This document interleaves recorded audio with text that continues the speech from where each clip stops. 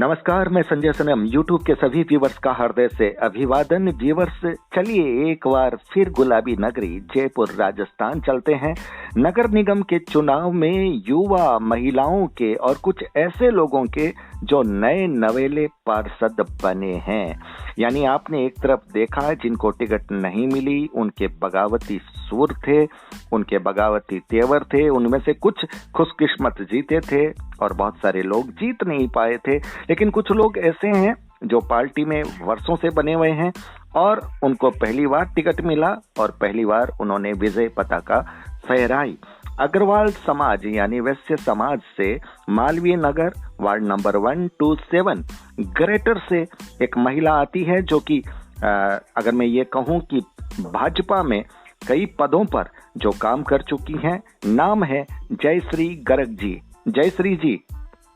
जी जयश्री जी नमस्कार। जयश्री जी, मेरी आवाज आप तक आ रही है? ठीक से सुन पा रही हैं? जी जी। जयश्री जी, मुझे ये बताइए कि ये आप भारतीय जनता पार्टी में मालवीय नगर से पार्षद बनी है, शायद पहली बार बनी है, ये बात सही है? जी, ये मौका मुझे प्रथम बार मिला है, ये मेरा सौभाग्य है। तो जनता की सेवा करने का। ये आप राजनीति में भी नई नवेली हैं या पुरानी हैं?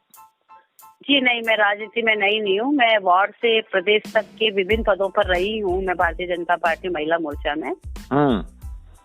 जी जी जी। अच्छा, इस बार टिकट मिला आपको। जैसे कि आपने सुना होगा कि बहुत सारे लोग जो ये दावा करते हैं कि हम टिकट के हकदार थे, हमें नहीं मिला। आपका नाम पैनल में था और आपको सीधा मिल गया, या किसी का नाम कट करके जयश्री जी का नाम आ गया? जी देखिए, मैं ये नहीं बताऊंगी कि किसी का नाम कट के मिला। मेरा नाम पैनल में गया था और मुझे संगठन की जो नीचे की कड़ी से प्रारंभ होती है और वो ऊपर की कड़ी तक चलती चर्चा होकर मेरे को टिकट मिला है। संगठन में मैंने काम किया है। इसको मेरे काम को देखकर मुझे संगठन ने काम करने का मौका दिया है पार्षद के लिए। जयश्री जी, एक बात आप ये बताइए कि आपके इस नगर निगम के चुनाव में विधायक और पार्टी संगठन के बीच में तनातनी थी। आपको दोनों तरफ से फेवर मिला, इसका मतलब विधायक भी आपके पक्ष में, पार्टी नेतृत्व भी आपके पक्ष में, कि कहीं अंदर का विरोध भी सहन करना पड़ा है?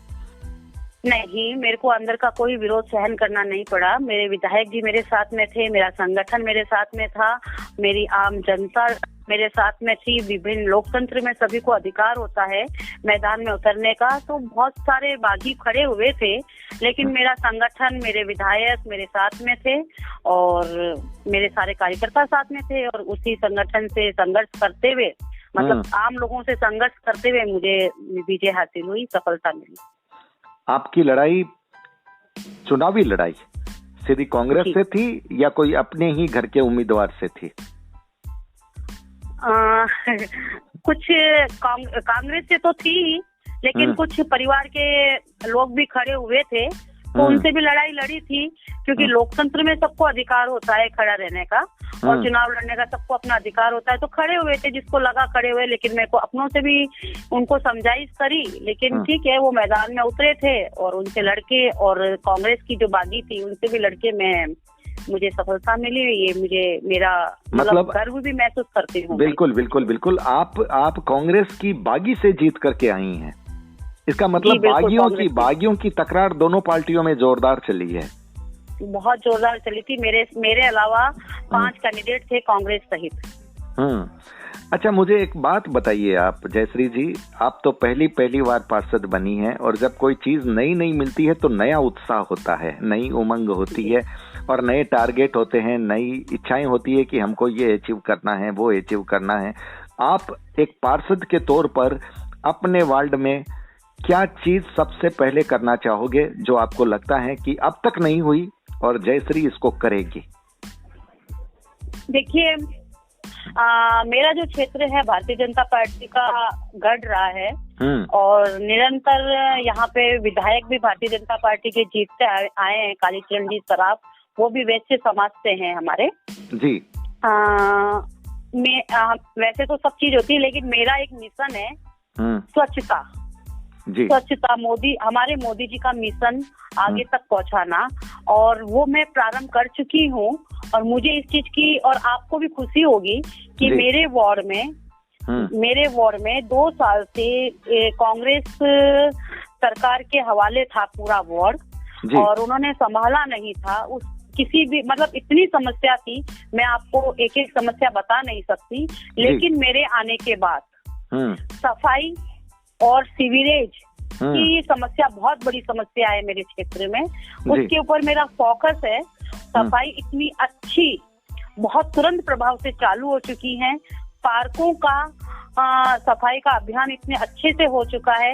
आसपास के लोग इतने खुश हैं कि मैं दिवाली के दिन से ही एक दिन भी घर पर नहीं बैठी हूँ। मैं आज भी संडे है और आज भी मैं अभी जस्ट करवा कर ही आई हूँ काम। मेरे जो भी अधिकारी हैं, कर्मचारी हैं, कंटिन्यू मेरा सहयोग दे रहे हैं, काम कर रहे हैं। मैं किसी तरह उनको, आपने ये बात बहुत अच्छी बताई कि अधिकारी कर्मचारी आपका सहयोग कर रहे हैं, भले ही सरकार कांग्रेस की क्यों न हो।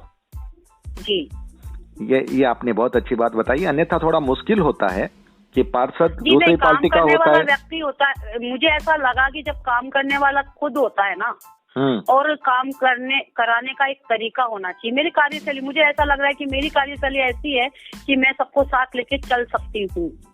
मुझे अपना आप पे विश्वास है इस चीज का। जयश्री जी, एक बात बताइए, राजनीति में कितने वर्ष हो गए आपको? बीजेपी में 25 वर्ष हो गए मुझे।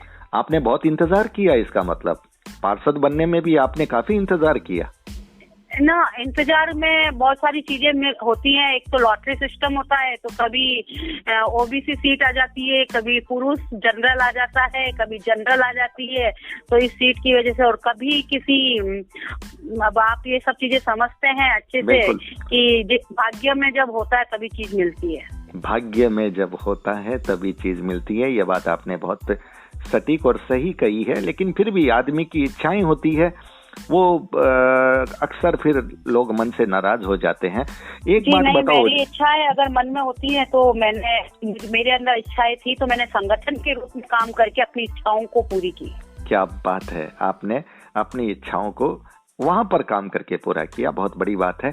जयश्री जी, एक बात आप मुझे बताओ, पार्षद के लिए आपने इतना इंतजार किया 2 दशक से ज्यादा, विधायक के लिए भी क्या इंतजार करोगी या विधायक बनने में थोड़ी जल्दी रखोगी? जी देखिए, ये उमंग सबके अंदर होती है, लेकिन मैंने अभी इसके बारे में कुछ सोचा नहीं है। ये तो वक्त बताएगा, ये समय बताएगा, ये पार्टी बताएगी। कोई मैसेज देना चाहोगी जयश्री जी हमारे व्यूवर्स को, आपके अपने वार्ड के लोगों को, आपके अपने जयपुर नगर निगम के जितने भी लोग आते हैं जयपुर वासी, उनको, आप अपने पार्टी के नेताओं को, प्लस जो आपके भाई बहन पार्टी में थे, आपके परिवार में थे, लेकिन अब वो पार्टी से निष्कासित हैं, उनके लिए, या फिर यूं कहूं कि जिन्होंने आपके खिलाफ भी ताल ठोकी थी, उनके लिए कोई मैसेज देना चाहोगे?